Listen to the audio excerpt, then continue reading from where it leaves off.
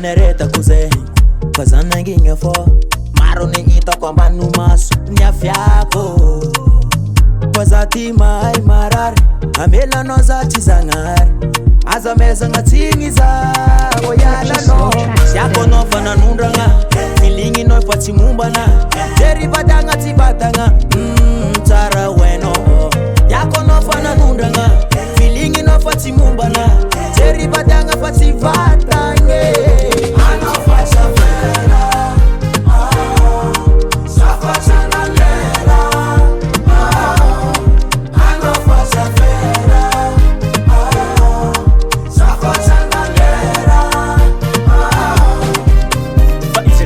Victim king, a victim kamkanga. Bye bye maloko reskango manga. Fona fana na nits, kava kona nanga nova kusacrifice.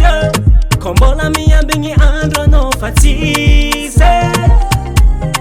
Purchase your tracks today. Yako no fana ngundanga, feelingi no fati mumbanga.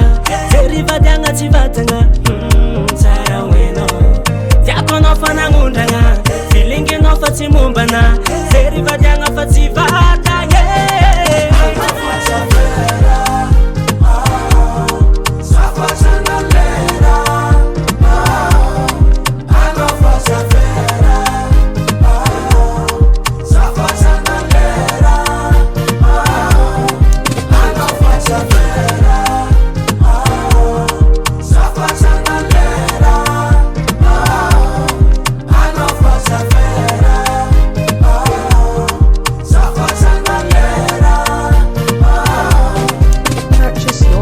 Today.